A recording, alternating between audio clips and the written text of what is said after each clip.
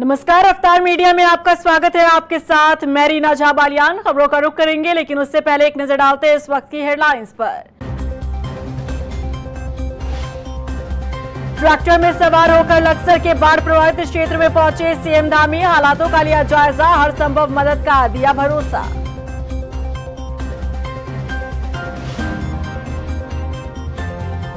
BJP में आपसी खींचतान पर पार्टी संगठन सख्त, बड़बोले नेताओं को प्रदेश अध्यक्ष ने किया तलब। भट्ट की चेतावनी, पार्टी फोरम पर ही रखी जाए बात। देश के सबसे असुरक्षित शहरों में शामिल हुआ देहरादून। नारी 2025 की रिपोर्ट से उठ रहे महिला सुरक्षा पर सवाल। रिपोर्ट के तथ्यों को दून एसएसपी ने किया खारिज। उत्तराखंड में पिछले 10 सालों की तुलना में रिकॉर्ड बारिश दर्ज। 20 सितंबर तक जारी रहेगा बारिश का सिलसिला। इस मानसून सीजन में राज्य को हुआ काफी नुकसान। और चलिए अब बुलेटिन की शुरुआत कर लेते हैं। मुख्यमंत्री पुष्कर सिंह धामी ने लक्सर में बाढ़ प्रभावित क्षेत्र का निरीक्षण किया। बता दें कि मुख्यमंत्री ट्रैक्टर में बैठकर बाढ़ प्रभावित क्षेत्र पहुंचे, जहां उन्होंने मौजूदा स्थिति पर अधिकारियों से अपडेट लिया और उन्हें जरूरी दिशा निर्देश दिए। वहीं सीएम ने प्रभावित लोगों से भी मुलाकात कर उन्हें हर संभव मदद का भरोसा दिया। मसूरी गोलीकांड की 31वीं बरसी पर श्रद्धांजलि कार्यक्रम का आयोजन हुआ, जिसमें मुख्यमंत्री पुष्कर सिंह धामी ने शिरकत की। सीएम धामी ने शहीद स्थल झूला घर पहुंचकर राज्य निर्माण में अपनी जान गंवाने वाले 6 आंदोलनकारियों को नमन किया। साथ ही राज्य आंदोलनकारी हुकुम सिंह पवार और राजेंद्र पवार की माताजी को सम्मानित किया। इस मौके पर सीएम धामी ने कहा कि राज्य आंदोलन में योगदान को भुलाया नहीं जा सकता। उधर कैबिनेट मंत्री गणेश जोशी ने मसूरी क्षेत्र की हर समस्या के समाधान का वादा किया। मैं मसूरी गोलीकांड के सभी अमर बलिदानियों को मैं नमन करता हूं, अपनी श्रद्धांजलि अर्पित करता हूं। अपनी उत्तराखंड राज्य की ओर से हम सब उनका स्मरण करते हैं। हम उत्तराखंड आंदोलनकारियों को भी नमन करते हैं, जिनके संघर्षों के कारण से हमको उत्तराखंड राज्य प्राप्त हुआ। अटल जी का भी स्मरण करते हैं कि उन्होंने भी अपने प्रधानमंत्रित्व काल में उत्तराखंड राज्य का निर्माण किया, और आज हमारे यशस्वी प्रधानमंत्री श्री नरेंद्र मोदी जी के नेतृत्व में लगातार उत्तराखंड को संवारने का काम हो रहा है। हम इस दिन ये संकल्प लेते हैं, ये दिन हमको ये स्मरण दिलाता है कि हमारे राज्य के बलिदानियों ने अपनी जान की बाजी लगाकर हमको उत्तराखंड राज्य के निर्माण का एक हमारा जो स्वप्न था वो पूरा किया। धामी कैबिनेट में लंबे समय से खाली पड़े 5 मंत्री पदों को जल्द भरा जा सकता है, ये बात बीजेपी प्रदेश अध्यक्ष ने कही है। उन्होंने बताया कि संगठन ने सरकार से 5 मंत्री पद तत्काल भरे जाने की मांग की। उन्होंने कहा कि मुख्यमंत्री पुष्कर सिंह धामी इस विषय पर केंद्र नेतृत्व से बातचीत कर चुके हैं और उन्हें सकारात्मक संकेत भी मिले हैं। देखिए, मुख्यमंत्री जी का विषय है। संगठन के अध्यक्ष के नाते हमने सरकार से भी कहा है, संगठन के नेतृत्व भी कहा है, तो उत्तराखंड के 5 मंत्री पद लिखते हैं, वो तत्काल भरे जाएं। उस दिशा में प्रगति की संभावना बढ़ी है। माननीय मुख्यमंत्री जी ने बीच में केंद्र से बातचीत भी की है। मुझे लगता है बहुत जल्दी मंत्रिमंडल तो ठीक है। एक बार मुख्यमंत्री का दोबारा दिल्ली जाना होगा, उसके बाद जैसे तिथि आएगी आप सब तक पहुंचेंगे। मुख्य विपक्षी दल कांग्रेस ने राजधानी देहरादून से अपने संगठन सृजन अभियान की शुरुआत की है। इस मौके पर उत्तराखंड आए दून महानगर पर्यवेक्षक मणिकम टैगोर ने कहा कि उत्तराखंड में आज से संगठन सृजन अभियान की शुरुआत हो चुकी है, जिसमें वो हर जिले में जाकर पार्टी के कार्यकर्ताओं, पदाधिकारियों और वरिष्ठ नेताओं से बातचीत करेंगे, जिसके आधार पर जिला पंचायत के अध्यक्षों का चुनाव होगा।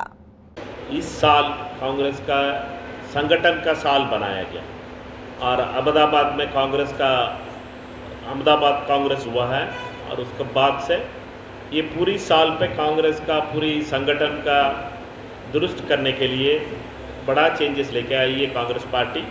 और कारगे साहब और राहुल गांधी जी का ये विजन है। कांग्रेस का कार्यकर्ता से पूछ के, कांग्रेस का नेता जिला लेवल का लीडर से बात करके हमारा जिला कांग्रेस कमेटी का नया रूप देने के लिए एक न्यू डायरेक्शन है, एक न्यू विजन है और नया आवाज़ है। और कम से कम 1000 कांग्रेस का कार्यकर्ता से अगला 15 दिन से मैं अकेले बात करने वाला हूँ, और उनसे यही बात करने के लिए हम ये कोशिश करेंगे कि मीन्स उनका मन में क्या है, कांग्रेस का कैसे मजबूत करें, कौन इस जिला में कांग्रेस का आगे लेके जाके सारे लोगों का लेके देहरादून सिटी में कांग्रेस का कौन मजबूत कर सकता है। उधर उत्तराखंड बीजेपी में भी संगठन विस्तार की तैयारियां चल रही है। बीजेपी प्रदेश मीडिया प्रभारी मनवीर चौहान की माने तो पार्टी में संगठन विस्तार पर मंथन चल रहा है। उन्होंने बताया कि जल्द ही सही समय आने पर उत्तराखंड बीजेपी की कार्यकारिणी का ऐलान होगा। पार्टी अपनी नई टीम के साथ 2027 के विधानसभा चुनाव पर फोकस करेगी। विस्तार का कार्यक्रम चल रहा है और भारतीय जनता पार्टी में संगठन विस्तार एक निर्धारित प्रक्रिया के तहत और निर्धारित समय के अंतर्गत होता है। हमारी मंडलों में कार्यकारिणी का विस्तार हो चुका है। जिलाध्यक्ष अपनी जिला कार्यकारिणी के विस्तार को लेकर के प्रदेश नेतृत्व को आज से इसका कार्यक्रम शुरू हो रहा है और प्रदेश की जो टीम का गठन होना है उसको लेकर के हमारा प्रदेश नेतृत्व विचार विमर्श करने के पश्चात केंद्र को अपनी सूची भेजी है। केंद्र की सहमति के आधार पर जल्द ही प्रदेश की टीम की घोषणा कर दी जाएगी। उत्तराखंड बीजेपी जहां एक तरफ नई कार्यकारिणी के गठन को लेकर गहन मंथन कर ताबड़तोड़ बैठक कर रही है, तो वहीं दूसरी ओर सत्ता दल के विधायकों और नेताओं ने टेंशन बढ़ा दी है। आपसी बयानबाजी के चलते पार्टी की किरकिरी हो रही है और अब बीजेपी प्रदेश अध्यक्ष महेंद्र भट्ट ने ऐसे नेताओं पर सख्ती दिखाते हुए उन्हें तलब किया है। देखिए रिपोर्ट। बीजेपी के बड़बोले नेताओं पर सख्ती। बीजेपी प्रदेश अध्यक्ष ने किया तलब। महेंद्र भट्ट ने दिखाई सख्ती। पार्टी फोरम पर रखे बात। उत्तराखंड में बीते कुछ दिनों से बीजेपी के कुछ विधायकों की नाराजगी सोशल मीडिया पर दिए गए बयानों से सामने आ रही है, जिसके चलते बीजेपी प्रदेश अध्यक्ष ने विवादित बयान देने वाले विधायकों और नेताओं को स्पष्टीकरण के लिए पार्टी मुख्यालय बुलाया। उन्होंने साफ किया कि संगठन से जुड़े विषयों पर विधायक और दायित्वधारी सीधे प्रदेश अध्यक्ष से और सरकार से जुड़े मुद्दों पर मुख्यमंत्री से बात करें।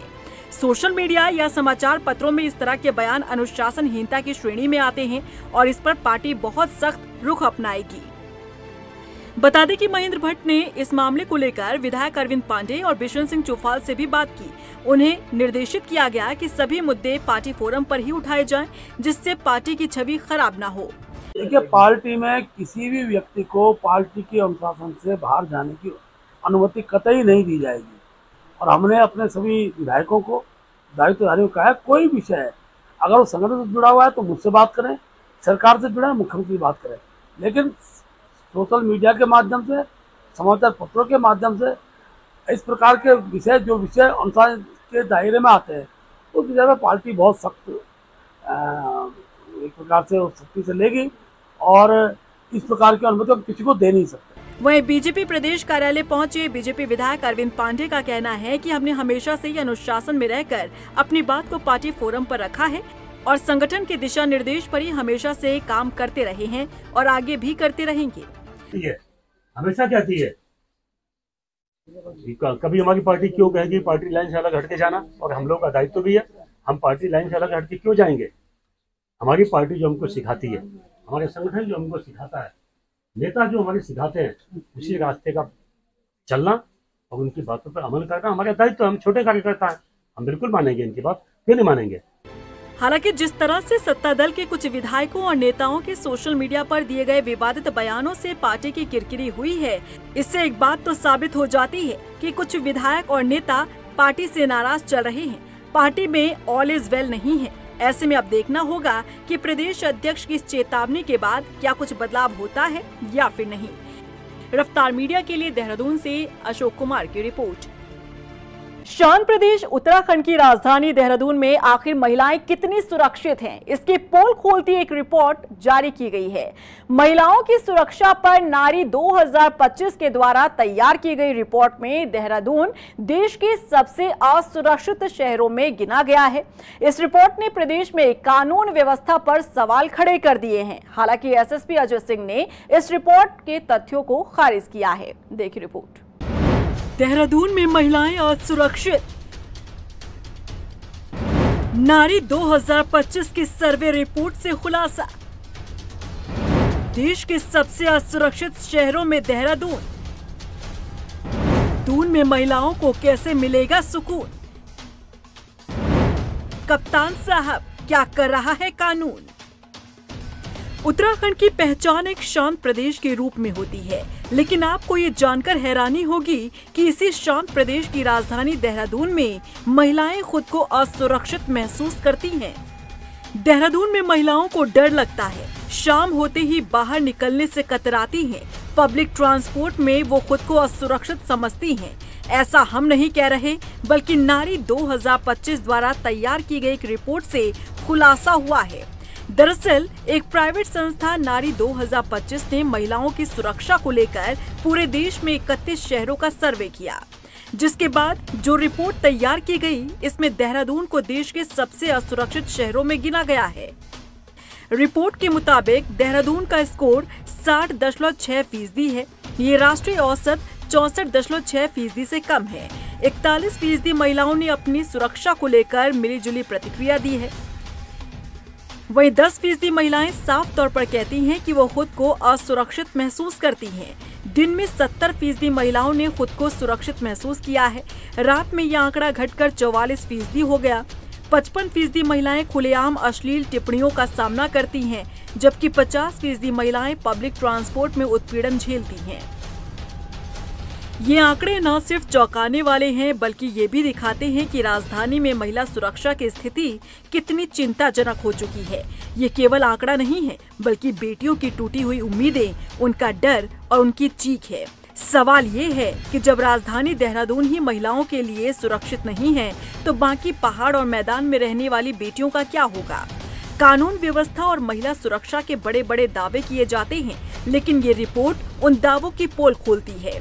दून पुलिस प्रशासन पर यह सवालिया निशान है कि आखिर देहरादून महिलाओं के लिए इतना अनसेफ क्यों हो रहा है? क्यों शहर में बहन बेटियों को बाहर निकलने से भी डर लगने लगा है? क्या दून पुलिस का डर मनचलों और अपराधियों में नहीं रह गया है? यही कारण है कि देहरादून में महिलाएं खुद को अनसेफ महसूस करती हैं। हालांकि देहरादून एसएसपी अजय सिंह ने इस मामले को लेकर प्रेस कॉन्फ्रेंस की और महिला सुरक्षा पर जवाब दिया। उन्होंने कहा कि 410 महिलाओं के आधार पर सर्वे किया गया है, जो 9 लाख महिलाओं का आधार नहीं बन सकता। टूरिस्ट प्लेस और चारधाम होने की वजह से सभी सुरक्षित हैं। देखिए, जो एक प्राइवेट एजेंसी द्वारा कुछ इंस्टीट्यूट के साथ मिलकर एक सर्वे किया गया था, जो विभिन्न सोशल मीडिया प्लेटफॉर्म और हर जगह प्रसारित हो रहा है, और उसमें 31 शहरों का जो कंपैरिजन किया गया था, उसको लेते हुए हमारी टीम ने भी उस पर एनालिसिस किया। और प्रथम दृष्टया ऐसा लगता है कि जो सर्वे था वो किस लोगों पर किया गया, मतलब कहने का कि किस एज ग्रुप पर किया गया, क्या प्रोफाइल थी, वर्किंग वुमेन थी, कॉलेज गोइंग गर्ल्स थी, सीनियर सिटीजन थे या हाउस वाइफ थी, या किस तरह के टूरिस्ट थे, उन पर किया गया, ये स्पष्ट नहीं है उसमें। और खासकर अगर पुलिसिंग के एस्पेक्ट की बात करें तो 2 चीज़ें उसमें महत्वपूर्ण जो बताई गई थी, वो बताई गई कि रोड साइड पर जो हैरेसमेंट होता है विमेन का, वो नेशनल एवरेज 7 है, जबकि देहरादून का 6 बता के बेहतर उसमें बताया गया है। साथ ही साथ उसमें बताया गया है कि जो महिलाएं हैं वो 33% देहरादून में संतुष्ट हैं पुलिस की पेट्रोलिंग और इससे सेंस ऑफ सिक्योरिटी होती है, जबकि जो फर्स्ट शहर दिखाया गया है उसमें 11% खाली महिलाओं की संतुष्टि पुलिस पेट्रोलिंग और उससे है।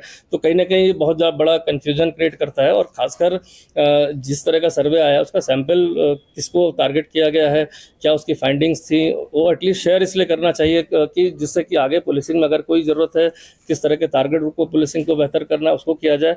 और सबसे बड़ी बात है कि जिस तरह का सोशल मीडिया या मीडिया में जिस तरह का नेगेटिव परसेप्शन बनाया गया, उसको कहीं ना कहीं पैनिक ना हो। बहुत सारे ऐसे पेरेंट्स हैं जिनके बच्चियाँ यहाँ पर दूर, यहाँ पर जॉब करती हैं, यहाँ पर स्टडी करती हैं, और इस तरह के अगर नेगेटिव परसेप्शन जो जिसका फैक्चुअल अभी बेसिस क्लियर नहीं है, उसके आधार पर कहीं पेरेंट्स में पैनिक ना हो। तो मैं उनको अश्योर करना चाहता हूँ कि देहरादून सेफ जगह है। यहाँ पर सभी के लिए, खासकर बच्चियाँ, महिलाओं के लिए 112 नंबर जिसका रिस्पांस टाइम 13 से 14 मिनट भी नहीं है। महिला सुरक्षा पर तैयार की गई ये रिपोर्ट पुलिस प्रशासन की आंखों पर पड़ी पट्टी को खोलने के लिए काफी है। देखना होगा महिला सुरक्षा में अनसेफ देहरादून की कानून व्यवस्था को पटरी पर लाने के लिए क्या कदम उठाए जाते हैं। रफ्तार मीडिया के लिए देहरादून से ब्यूरो रिपोर्ट। पिछले 24 घंटे से लगातार हो रही भारी बारिश ने कहर बरपाया हुआ है। बता दें कि मूसलाधार बारिश के कारण प्रदेश में नदी नाले उफान पर हैं। भूस्खलन की घटनाओं में भी इजाफा हुआ है। पचवादून में यमुना नदी का जलस्तर खतरे के निशान से ऊपर बह रहा है, जिससे आसपास के गांव में भय का माहौल है। लोगों से नदी नालों से दूर रहने की अपील की जा रही है। पहाड़ी क्षेत्रों में भी यात्रा करने से बचने की सलाह दी गई है। उधर पौड़ी श्रीनगर राष्ट्रीय राजमार्ग पर भी बोल्डर आ गया, जिससे यहां पर मार्ग प्रभावित हुआ। हालांकि यहां प्रशासन जेसीबी मशीनों से बंद रास्तों को खोलने का काम कर रहा है। बंद रास्तों को खोला जा रहा है ताकि आवाजाही बाधित ना हो। साथ ही लोगों से भी पर्वतीय इलाकों में यात्रा के दौरान सावधानी बरतने की अपील की जा रही है। ऐसी दिन भर बारिश रहेगी तो यहाँ पे बंद होता रहेगा, खुलता रहेगा, बंद होता रहेगा। हम तो यहाँ पे टाइम से पहुँच जाते हैं, टाइम से अलर्ट हम यहाँ आज की डेट में सारी सुविधाएं जो मशीनें लगी हुई है, एक पौड़ी में एक खंडा में, जैसे रोड ब्लॉक होते हैं तुरंत साइड पे पहुंच जाते हैं। बता दिया सबको, फोन पे बात हो गई सबसे। तो कहीं पत्थर हटा रहे, पब्लिक खुद पत्थर हटा रही है, अपना रास्ता बना रही है। ज़्यादा बड़े पत्थर से तुरंत मशीन आ रही है साइड पे। कहीं ना कहीं पत्थर को देखते हुए अपनी गाड़ी को आगे बढ़ाए कृपया। सबको पहले अलर्ट कर देते हैं, उसके बाद पब्लिक का अपना खुद का रिस्क होता है। टिहरी में निजी कंपनी शिवालिक के कर्मचारियों का प्रदर्शन जारी है। बता दें कि कर्मी पिछले 40 दिनों से ग्रेच्युटी, पीएफ, ईएसआई और अन्य लाभ दिए जाने की मांग कर रहे हैं, लेकिन कंपनी प्रबंधन उनकी किसी बात को सुनने को तैयार नहीं। उधर कांग्रेस नेता कुलदीप सिंह पंवार ने भी नाराज कर्मियों का समर्थन किया। उन्होंने राज्य सरकार पर निशाना साधते हुए कहा कि बीजेपी राज में प्राइवेट कंपनियों का बोलबाला है। चौथा दिन है, हमारा धरना प्रदर्शन शांतिपूर्वक ढंग से चल रहा है। हमारी जो मांग है, कंपनी ने 29 तारीख को शाम के समय यहाँ पे 40 से 50 लोगों की जो लिस्ट लगाई थी बिना पूर्व में सूचना दिए हुए, और कंपनी यहाँ पे शोषण जैसी नीति अपना रही है। यहाँ के वाहन प्रभावितों के साथ बहुत अन्याय और बहुत कुठारघात हो रहा है। ये कैसी सरकार है, ये कैसी कंपनी है। पूरे प्रदेश में एक तरफ जहां आपदा की त्राही त्राही माम मची हुई है, वहां ये मेरे मजदूर भाई और टिहरी ज़िले के सारे साथी पिछले 4 दिनों से कंपनी में धरने में बैठे हुए हैं और कंपनी ने अभी तक इनकी सुध-बुध नहीं ली है।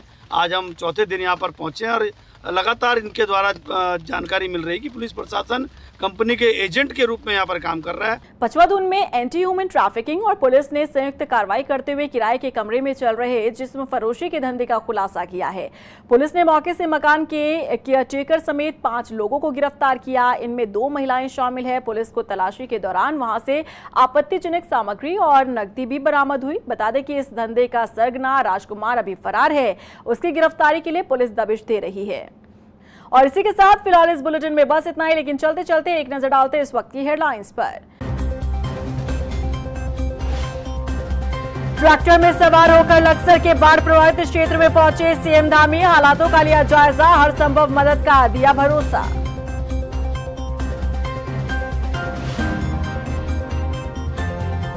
बीजेपी में आपसी खींचतान पर पार्टी संगठन सख्त, बड़बोले नेताओं को प्रदेश अध्यक्ष ने किया तलब। भट्ट की चेतावनी, पार्टी फोरम पर ही रखी जाए बात। देश के सबसे असुरक्षित शहरों में शामिल हुआ देहरादून। नारी 2025 की रिपोर्ट से उठ रहे महिला सुरक्षा पर सवाल। रिपोर्ट के तथ्यों को दून एसएसपी ने किया खारिज। उत्तराखंड में पिछले 10 सालों की तुलना में रिकॉर्ड बारिश दर्ज। 20 सितंबर तक जारी रहेगा बारिश का सिलसिला। इस मॉनसून सीजन में राज्य को हुआ काफी नुकसान।